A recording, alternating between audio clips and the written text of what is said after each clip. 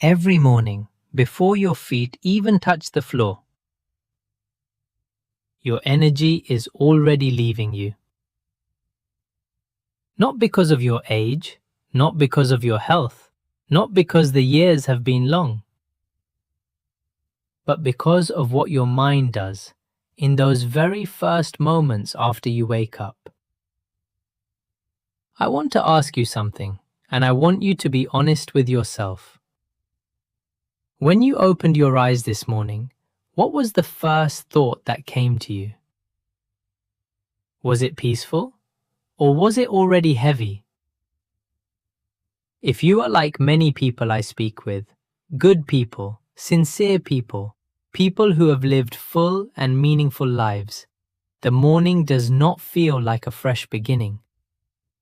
It feels like picking up a weight that you never quite put down from the night before. My name is Venerable Mahindasiddhi Thero, and for many years I have walked the path of the Buddha's teachings. I have sat with many people in their elder years, in temples, in living rooms, in hospital chairs, and again I hear the same quiet suffering. Venerable, I don't know why I'm so tired. I slept 8 hours, but I wake up exhausted. And when we sit together and look gently at what happens in those first minutes of the morning, the answer becomes clear.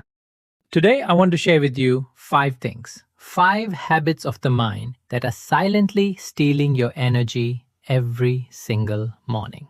These are not physical habits. You will not need a gym or a special diet. These are habits of the heart. And the Buddha, 25 centuries ago, saw them clearly and showed us the way out. If this teaching resonates with you, please consider subscribing to our channel, Lotus Dharma Path. Every week we bring you Dharma talks like this one, simple, practical Buddhist wisdom for everyday life. Now, let us begin. The moment you wake up, before you have spoken a single word, before you have looked out the window, many of us begin a scan, a mental inventory of the body. How does my back feel today? My knees are stiff again. That pain in my shoulder, is it worse? I didn't sleep well. I feel weak. And within 2 minutes of waking up, we have already concluded something is wrong with me. I once spoke with a wonderful woman, a retired school teacher from California, 68 years old, sharp mind, kind heart. She told me, Venerable, every morning I lie in bed for 20 minutes just cataloging my aches. By the time I get up, I've already decided it's going to be a bad day. She was not being dramatic. She was doing what millions of people do without even realizing it. The Buddha taught about something called Vedana, a Pali word that means feeling tone or sensation. Every experience we have carries a feeling tone, pleasant, unpleasant, or neutral. Physical sensations in the body, those are natural. They are part of being alive in a human body, especially as we grow older. But here is the teaching that changed many lives. There is the sensation itself, and then there is our reaction to the sensation. The Buddha called this the second arrow. In the Salatha Sutta, the Dart Sutra, he taught, when an untrained person experiences pain, they are struck by 2 arrows. The first arrow is the physical sensation. The second arrow is the mental suffering they add on top of it. The first arrow, the stiff knee, the aching back, that may be unavoidable. But the second arrow, I am falling apart. Today will be terrible. My body is betraying me. That second arrow, we shoot it ourselves. And that second arrow, dear friends, is where the energy drains. Not from the pain itself, but from the story we build around it, the fear, the resistance, the grief. So what can we do instead? Something very simple. Tomorrow morning, before you begin the scan, take 3 breaths. Not special breaths, not meditation breaths, just 3 natural conscious breaths. And with each breath, say quietly in your mind, I am breathing, I am alive. This moment is enough. You are not denying the pain, you are simply, for 3 breaths, refusing to shoot the second arrow. That is enough to begin.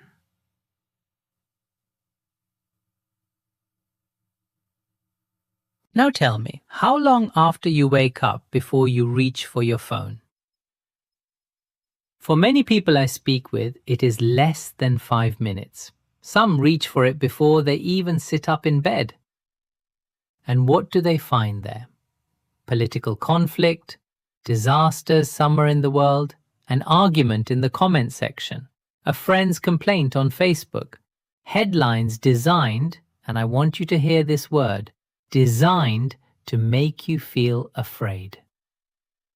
A gentleman in his 70s from Florida told me this. By 7 in the morning, Venerable, I've already read about 3 disasters. My whole day feels heavy before I've had my first cup of coffee. He laughed when he said it, but there was real sadness underneath. The Buddha taught about something called ahara, the 4 kinds of nourishment. We know about physical food, what we put in our mouths, but the Buddha spoke of 3 other kinds of nourishment. One of them is called passa ahara, contact nourishment. It means everything we touch with our eyes, our ears, our attention, that is food for the mind. What you read in the first minutes of your morning is the mind's breakfast. And if you begin every morning feeding your mind a meal of fear, anger, and despair, how can you be surprised when the mind feels sick before noon? I am not saying the world's problems do not matter. I am not saying look away from suffering. But there is a time for engaging with the world's difficulties. And the first 30 minutes after waking, when the mind is soft and open and impressionable, that is not the time. What to do instead? I call it the sacred first 30 minutes. No screens, no news, no social media. Instead, make your tea slowly. Feel the warmth of the cup.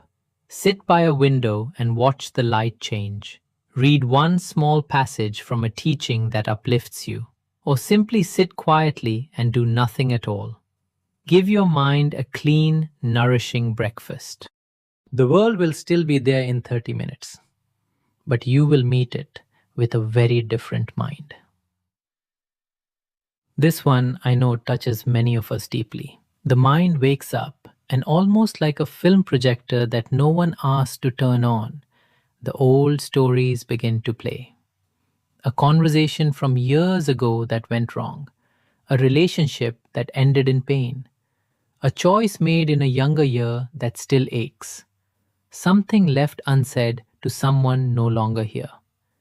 And we replay it, and replay it, and replay it, searching for a different ending that will never come.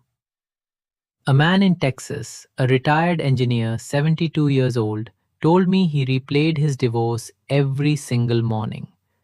The divorce had happened 15 years ago. I keep rewriting the conversations, he said. I keep thinking, if I had only said this or done that. And I asked him gently, has the ending ever changed? He was quiet for a long moment. Then he said, no. The Buddha addressed this directly, with great compassion, in a teaching called the Bhaddakaratta Sutta, the discourse on the ideal solitary life. He taught simply and clearly, do not pursue the past. 4 words. Do not pursue the past. The past is gone. It has ceased to exist. What remains is only an image in the mind, a mental construction that we ourselves are keeping alive. The Buddha called this tendency papancha, the proliferating mind. The mind that takes a seed of a thought and grows an entire garden of suffering from it.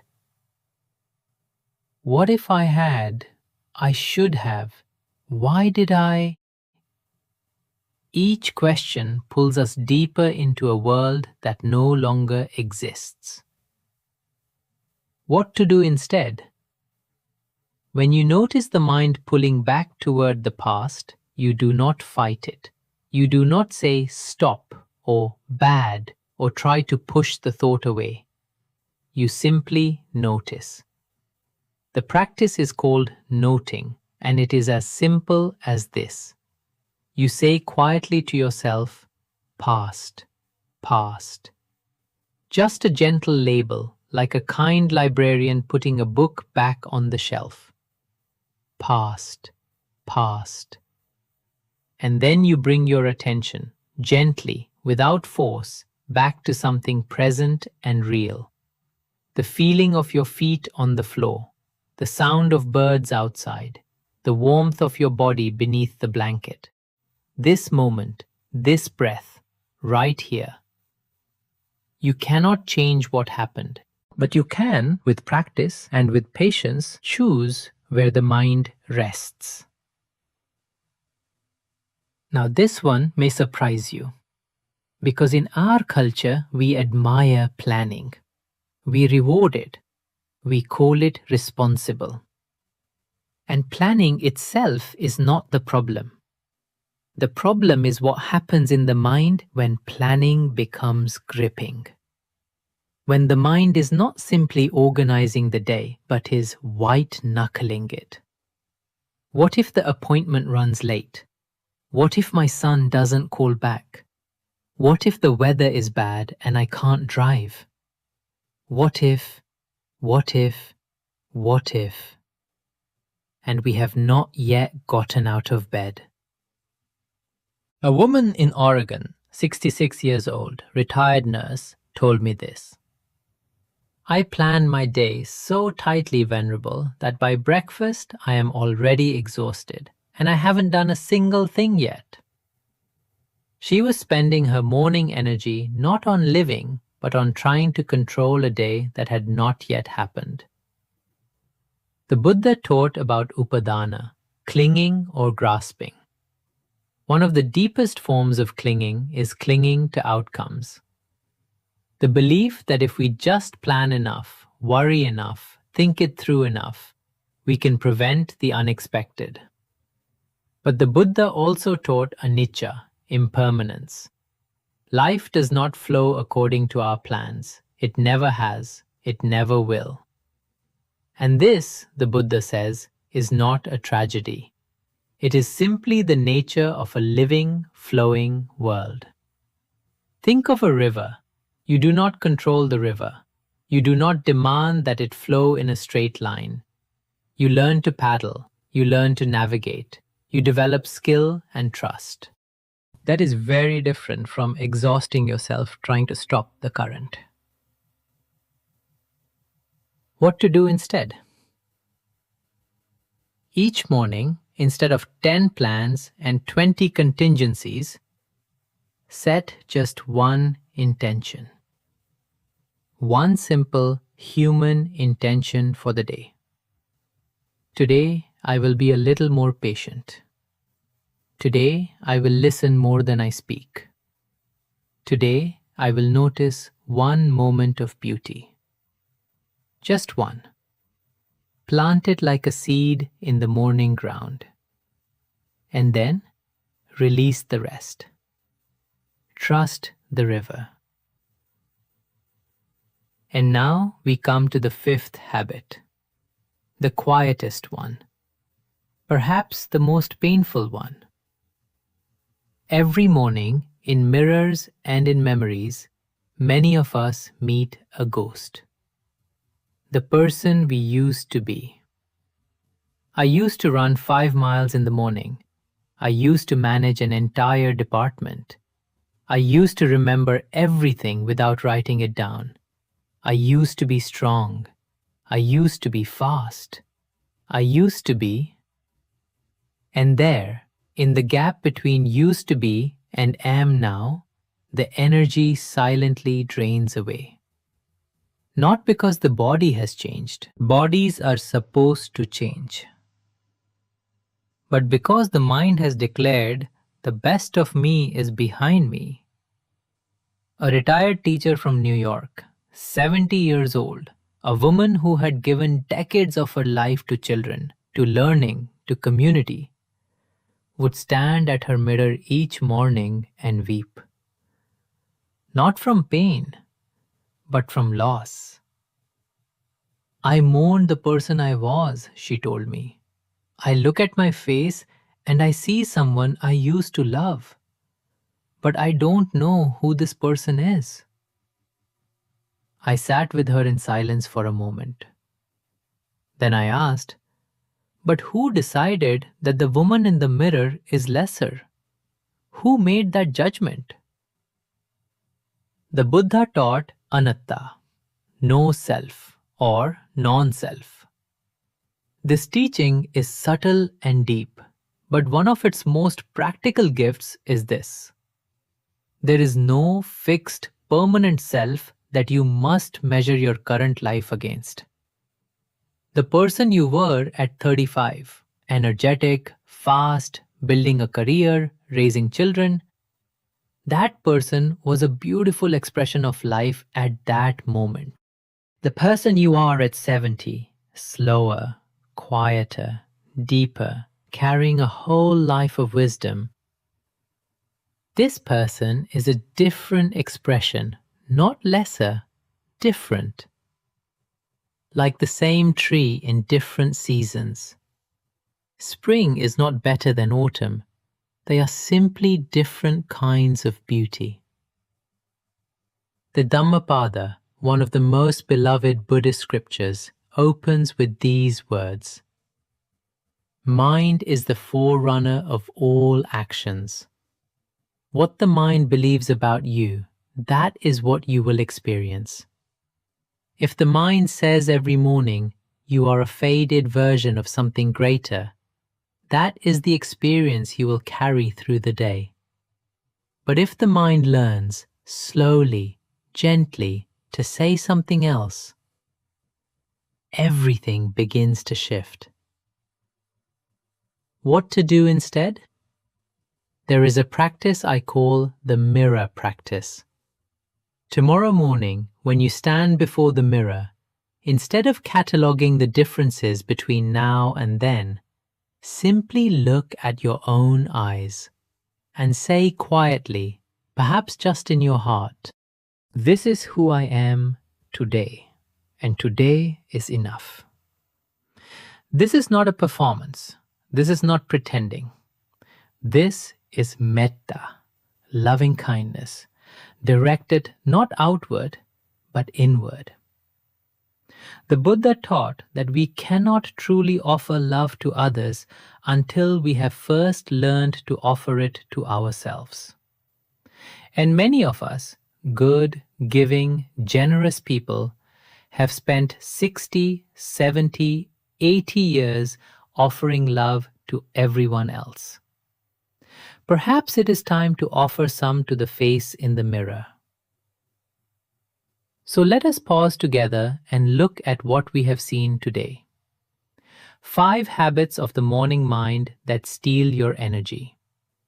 The first, waking up and immediately worrying about the body, shooting the second arrow into your own heart before the day has begun. The second, reaching for the phone and feeding the mind a breakfast of fear and conflict, forgetting that what we consume with our eyes and ears is nourishment. The third, replaying yesterday's regrets, pursuing a past that no longer exists in search of an ending that will never change.